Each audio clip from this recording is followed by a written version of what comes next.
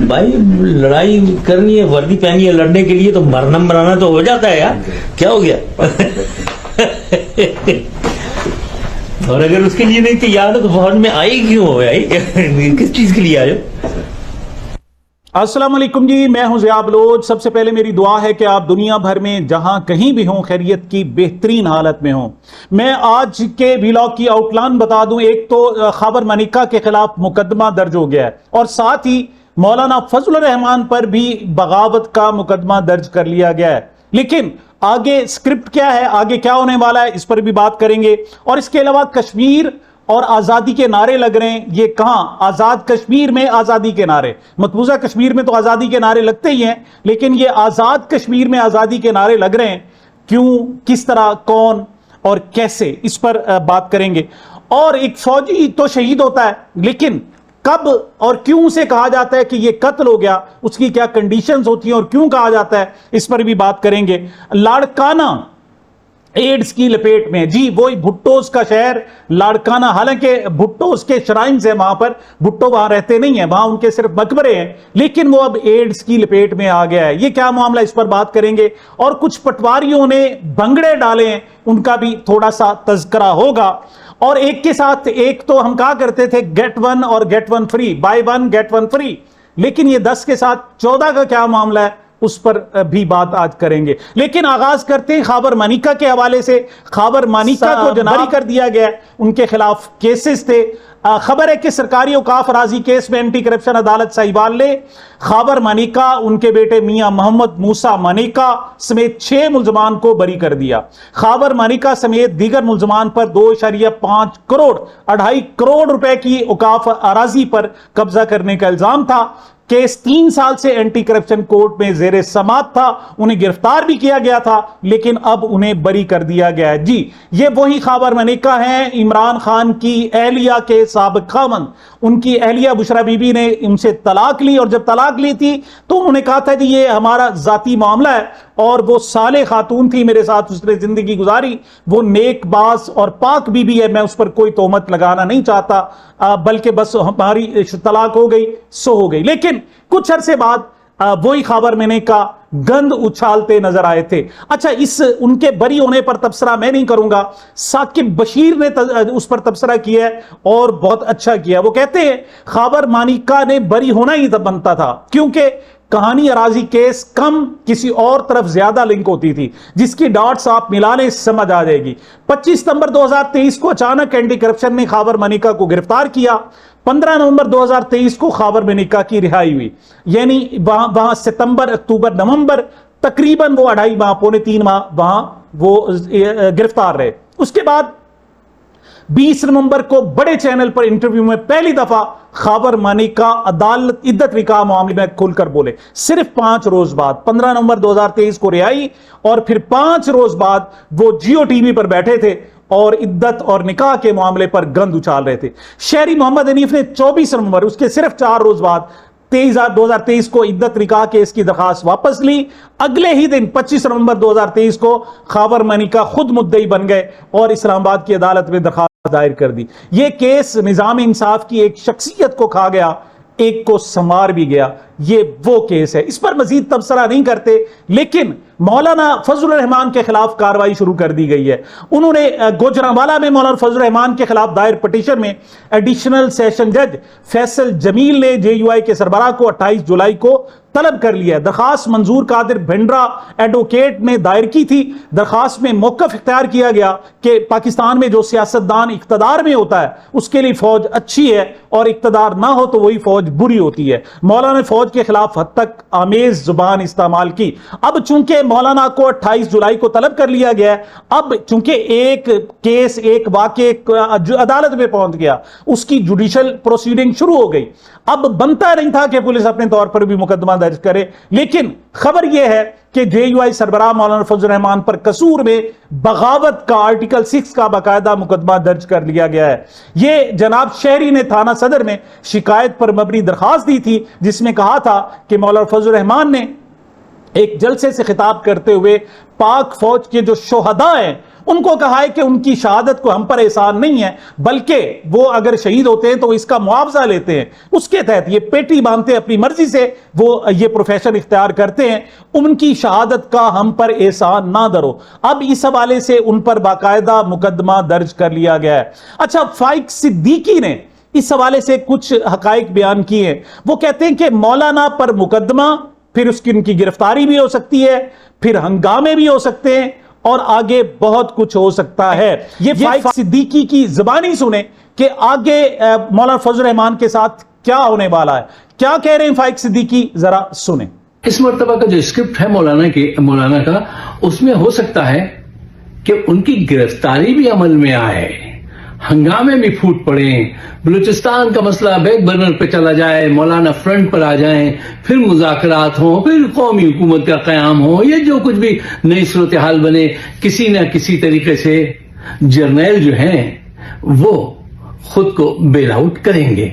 اچھا دیکھیے، مولانا جو ہے نا وہ خود نہیں آئے، مولانا لائے گئے ہیں، ایک بات۔ دوسری بات، مولانا کبھی بھی فار سیل نہیں ہوتے، ان کو کوئی خرید نہیں سکتا، اس لیے کہ مولانا رینٹل ہیں، وہ اپنی سروسز رینٹ کرتے ہیں، وہ خود کو سیل نہیں کرتے۔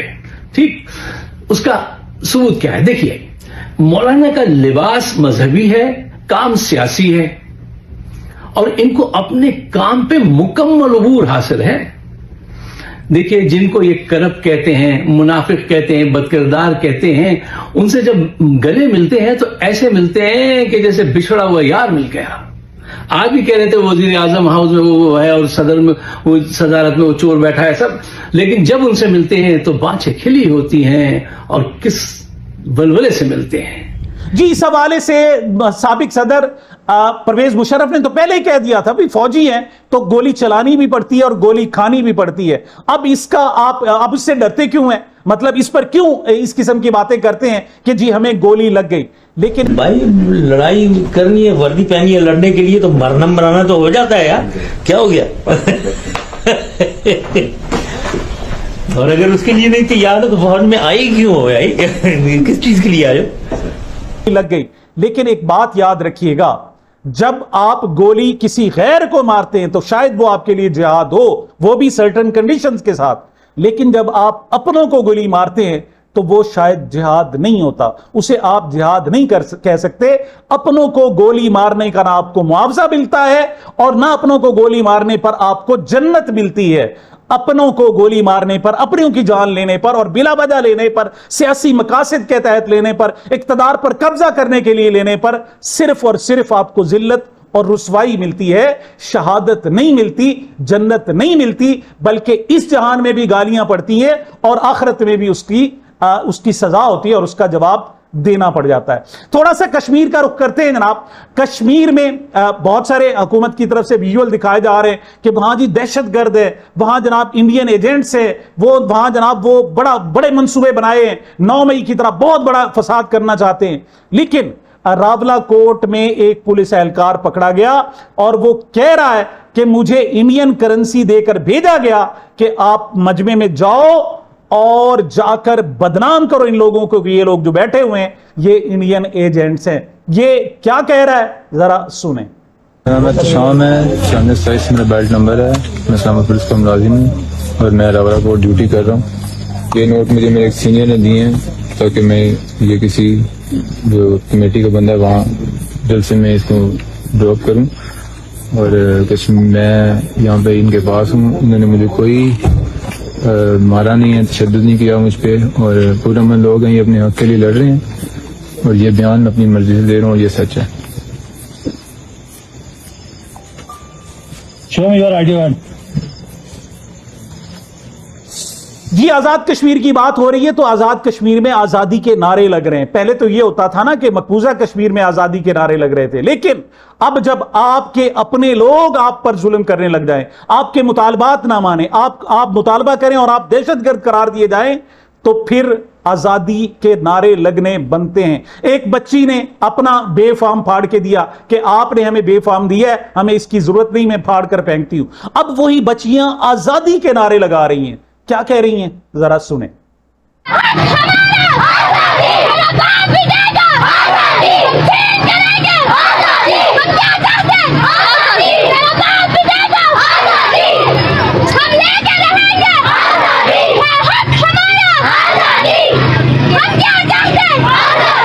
جی اگرچہ مولانا فضل الرحمان نے درخواست کی ہے کہ فوری طور پر آپ لانگ مارچ نہ کریں، پہلے بھی مولانا فضل الرحمان کی درخواست پر جو ایکشن کمیٹی ہے اس نے اپنا لانگ مارچ ملتوی کر دیا تھا اور انہوں نے کہا تھا ٹھیک ہے ہم اس کو مزید آزماتے ہیں، اور اس کے بعد انہوں نے مسلسل خطوط لکھے.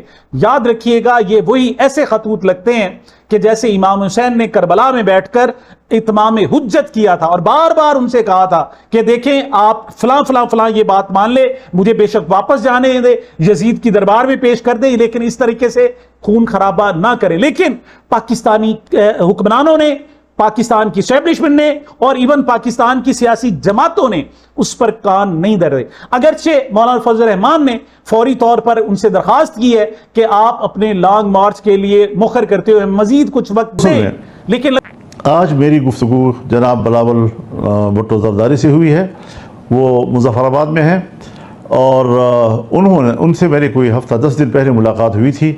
اس کے تسلسل میں آج میرا رابطہ ہوا جس پر انہوں نے اپنی کاوشوں کا تذکرہ کیا، حکومت سے بات چیت کا تذکرہ کیا، لیکن تاہم چونکہ وہ بھی ابھی کسی نتیجے پہ پہنچے نہیں ہیں اور مجھ سے یہی بات کہتے رہے کہ میں مسلسل کوشش میں ہوں اور میں چاہتا ہوں کہ خون خرابہ نہ ہو، کوئی وہاں پر فسادات نہ ہوں اور بات چیت کے ذریعے سے کوئی مسئلے کا حل ہم نکال سکیں. تو انہوں نے کہا میں اس پہ مصروف ہوں. ان کو بھی حکومت سے بات کرنے کے لیے یا مسئلے کے حل کے لیے کچھ مہلت چاہیے. اس موقع پر میں عوامی ایکشن کمیٹی سے ایک بار پھر یہ اپیل کروں گا کہ وہ فی الحال کسی بھی اگلے اقدام سے گریز کریں اور چند روز مہلت دیں تاکہ اگر اس حوالے سے کوئی کوشش ہو رہی ہے تو پیش رفت ہو سکے. لیکن لگتا ہے ایسے ہے کہ شاید وہ لانگ مارچ کا پہلے سے آغاز کر چکے ہیں، اب ان کے لیے لانگ مارچ روکنا شاید ممکن نہ ہو. وقار ملک کہتے ہیں عمران خان نے آج تک جرنیلوں سے شدید ترین لڑائی ہونے کے باوجود دو باتیں کبھی نہیں کی، کبھی کمپنی کے شہداء کی تصدیق نہیں کی، کبھی فوج کو جنگیں ہارنے کا تانا نہیں دیا. پھر بھی کمپنی عمران خان کی دشمن کیوں ہے؟ سوچئے، مسئلہ شہداء یا فوج کی عزت نہیں، مسئلہ اقتدار پر قبضے کا ہے. اسی وجہ سے یہ کھیل کھیلا جا رہا ہے. فخر الرحمان بھی کہتے ہیں، وہ لفظوں کو کچھ آسان بناتے ہیں، وہ کہتے ہیں کسی بھی ملک کی فوج جب اپنی ہی عوام کے خلاف کارروائی کرتی ہے، گولی چلاتی ہے، تو سمجھے اس نے ملک کی سرزمین پر بارودی سرنگیں خود اپنے خلاف بچھا دی ہیں. فوج دشمن ملک کی فوج سے لڑنے کے لیے ہوتی ہے، اس کی تربیت ہی پولیس سے مختلف ہوتی ہے. عوام جنگ میں ڈھال بنتی ہے، عوام کو فاتح کرنا چھوڑ دینا ہوگا. جب فوج لڑ رہی ہوتی ہے تو پیچھے قوم کھڑی ہوتی ہے، ان کے لیے دعائیں کر رہی ہوتی ہے، ان کے لیے آنکھیں ان کے راستوں میں بچھا رہی ہوتی ہے. یہاں پہلی مرتبہ پاکستانی فوج کو وقت پڑا ہے، ادھر بلوچستان میں اور ادھر کشمیر میں. ادھر دشوار گزار علاقے ہیں اور وہاں کے مکین پاک فوج پر اعتبار کرنے کے لیے تیار نہیں ہیں، وہ ان کو گائیڈ کرنے کے لیے تیار نہیں ہیں، بلکہ ان کو دیکھتے ہی وہ چھپ جاتے ہیں. ان کو خیال آتا ہے کہ شاید ہمیں پھر لاپتہ کر دیا جائے گا. اور ادھر کشمیر میں بھی فوجی وردی دیکھتے ہی ظلم کی جناب ایک صورتحال آنکھوں میں گھوم جاتی ہے اور وہ لوگ اس سے دور بھاگتے ہیں. یہ پہلی مرتبہ ہے کہ آپ اپنوں کے خلاف لڑے، اپنے آپ کے مخالف ہیں، لیکن آپ چاہتے ہیں کہ نہیں، آپ نے ان کو جناب جہنم رسید، قوم کو جہنم رسید کر کے آپ نے شہادت کا رتبہ پانا ہے، آپ نے جنت کمانی ہے. یاد رکھیے گا پھر وہی بات کہ اپنوں کو مارنے میں جنت نہیں ہے. ثانیہ زیارت بلوچستان کی طرف چلتے ہیں. شہداء کے لواحقین اور مختلف جماعتوں کا کوئٹہ میں دھرنا چھٹے روز بھی جاری ہے. مظاہرین اور بلوچستان حکومت کے درمیان مذاکرات تاحال کامیاب نہیں ہو سکے. مظاہرین واقعہ پر جوڈیشل کمیشن کے قیام، علاقے کو مسلح افراد سے خالی کرانے، لیویز فورس کی بحالی اور ایف سی چیک پوسٹوں کے خاتمے کا مطالبہ کر رہے ہیں. مطلب ان کے بہت زیادہ مطالبات نہیں ہیں، وہ کہتے ہیں صرف ایک جوڈیشل کمیشن ہی بنا دیں اور باقی چلیں وعدے کر لیں، اس پہ ابھی ہم راضی ہیں. کیا وہی 3 سوال کہ بغیر اسلحے کے کس نے ان بلوچستان کے پولیس اہلکاروں کو مانگی ڈیم پر بھیجا اور پھر ان کے پاس اسلحہ کیوں نہیں لے جانے دیا؟ اور تیسرا سوال کہ وہ بار بار پیچھے سے کمک طلب کرتے رہے، 2 کلومیٹر دور فوجی کیمپ ہونے کے باوجود ان کی کیوں مدد نہیں کی گئی؟ صرف ان 3 پوائنٹس پر ایک جوڈیشل کمیشن چاہتے ہیں لیکن وہ نہیں بنایا جا رہا۔ دوسری طرف ہمارے پنجاب کے صحافی نما پٹواریوں کے جسے میں کہتا ہوں بے شرمیاں جاری ہیں۔ عمر انعام کہتے ہیں جس دن بلوچستان لہولہان تھا اسی دن عسکری صحافی بلوچستان جا کر بھنگڑے ڈال رہے تھے، پھر کہتے ہیں بلوچ نوجوان باغی کیوں بن رہے ہیں۔ یہ وہ دن تھا جس وقت یہ باقاعدہ ڈانس کر رہے تھے۔ کیا کہہ رہے تھے ذرا سنیں۔ اچھا، اس حوالے سے کہا جا رہا ہے کہ یہ تو جناب ثقافتی تقریب تھی، ثقافتی تقریب میں بھنگڑے ڈالے جا رہے ہیں، تمہیں شرم نہیں آتی کہ ایک طرف وہ اپنی 25 لاشیں لیے بیٹھے ہیں، سڑک پر بیٹھے ہیں، اپنے جناب لاشوں کو وہ برف سے ڈھانکے بیٹھے ہیں، مطلب ان کی لاشیں خراب ہو رہی ہیں شدید ترین ٹیمپریچر میں، شدید ترین گرمی میں، اور تم وہاں جا کر اپنی ثقافتی تقریب منعقد کر رہے ہو اور پھر پنجاب کے بھنگڑے تم ڈال رہے ہو۔ تمہیں شرم نہیں آتی؟ تمہیں اس کا جواب دینا پڑے گا۔ اور میں کہتا ہوں کس قسم کے بے غیرت لوگ ہیں یہ لوگ جو وہاں جا کر لاشوں پر باقاعدہ بنگڑے ڈال رہے ہیں۔ شاید اگر پنجابیوں میں بھی تھوڑی بہت غیرت ہے، میں ان میں سے چہرے دیکھ رہا ہوں، یہ لاہور کے بہت سارے صحافی ہیں جو جناب لکنت میں بولتے ہیں، کسی اور انداز میں بولتے ہیں، اور جن سے بات کرو تو پتہ چلتا ہے مجھے جناب 10 کروڑ کا نواز شریف نے پلاٹ دے دیا، مجھے 15 کروڑ کا مریم نواز نے پلاٹ دے دیا۔ ان کی کہانیاں یہ ہوتی ہیں، اور یہ ہم وہاں بلوچستان میں جا کر بنگڑے ڈالتے ہیں۔ میں لاہور کے صحافیوں سے بھی کہوں گا کہ ان لوگوں کا، ان کے چہرے تم دیکھ لو اور ان کا بائیکاٹ کرو، اور ان کو پتا چلے کہ اپنوں کے ساتھ غداری کیا ہوتی ہے، جب لاشیں پڑی ہوں وہاں بنگڑے ڈالنے کا انجام کیا ہوتا ہے۔ جی آگے چلتے ہیں جناب، خبر ہے ذوالفقار علی بھٹو جونیئر نے یہ خبر دی ہے۔ وہ کہتے ہیں لاڑکانہ میں بچوں میں HIV کے 230 کیسز رپورٹ ہوئے ہیں۔ بھٹوز کا شہر لاڑکانہ جس پر وہ بڑا فخر کرتے ہیں، اور وہاں ہمیشہ سے پیپلز پارٹی کی حکومت رہی ہے، ہمیشہ سے پیپلز پارٹی جیتتی رہی ہے، لیکن اس وقت ایڈز کی لپیٹ میں ہے۔ ذوالفقار علی بھٹو جونیئر کہتے ہیں تقریباً ہر روز 2 سے 3 نئے کیسز سامنے آ رہے ہیں۔ یہ تمام کیسز نئے یا کسی اچانک وبا کا نتیجہ نہیں، بلکہ یہ پرانے اور نئے کیسز کا مجموعہ ہے جو اسکریننگ تک بہتر رسائی کی وجہ سے سامنے آ رہے ہیں۔ پاکستان میں گزشتہ 20 سال سے HIV ہسپتالوں اور جعلی غیر مستند ڈاکٹروں کے ذریعے پھیلتا ہے۔ ایک پریڈکشن میں کر دیتا ہوں، وہاں ایڈز آ گئی، اب بھٹوز اپنے لاڑکانہ کا وزٹ بھی نہیں کریں گے۔ یاد رکھیے گا، اب جب نیکسٹ وزٹ ہو تو آپ اس کو ذرا مانیٹر، پہلے تو یہ وزٹ کریں گے نہیں، اگر کریں گے تو پھر لاڑکانہ کے لوگوں کو اچھوتوں جیسا رویہ اختیار کرنا پڑے گا۔ انہیں کہیں گے کہ ہم سے گزوں دور رہو، ہمارے قریب نہ ہو۔ اور شاید یہ پہلے جا کر اپنے مزاروں کو چومتے تھے، اب یہ مزاروں کو ہاتھ لگانا بھی بند کر دیں گے۔ کیوں؟ بنیادی طور پر یہ لوگ وطن فروش ہیں، یہ بنیادی طور پر یہ سیاسی کاروبار کرنے والے لوگ ہیں، ان کو اپنے سیاسی کاروبار سے غرض ہے، اور یہ انتہائی ڈرپوک بھی ہوتے ہیں، یہ مطلب ناٹک بھی نہیں کر سکتے۔ انہیں اب HIV کا باقاعدہ خوف شروع ہو گیا ہے۔ جی مسعود اختر ہیں CEO مسعود ٹیک انڈسٹریز کے۔ ایک طرف جناب HIV ایڈز ہے اور دوسری طرف پنجاب میں ڈینگی انسپیکشن ہے۔ مسعود اختر کہتے ہیں ہماری فیکٹری میں 4 افراد ڈینگی انسپیکشن کا کہہ کر آئے، میں نے صرف اتنا کہا کہ اپنا تعارف کروائیں اور بتائیں کہ آپ کس محکمے سے ہیں تاکہ ہم آپ کو فیکٹری کا راؤنڈ کروا سکیں۔ اس پر انہوں نے کہا آپ ہمارا تعارف مانگتے ہیں، آپ ہمارے AC صاحب کو نہیں جانتے۔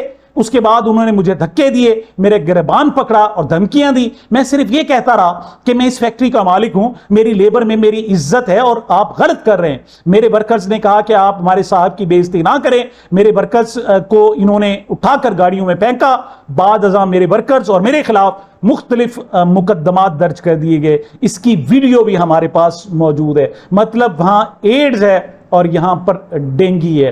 جی ٹرائیبیون کی خبر ہے PIA buyers get ₹14.2 billion properties, یعنی PIA نے 10 ارب روپے میں PIA خریدی، جس کے تقریباً 29 سے 36 جہاز تھے، ان میں سے 26 بالکل چالو حالت میں اور تقریباً وہ بھی ٹھیک حالت میں۔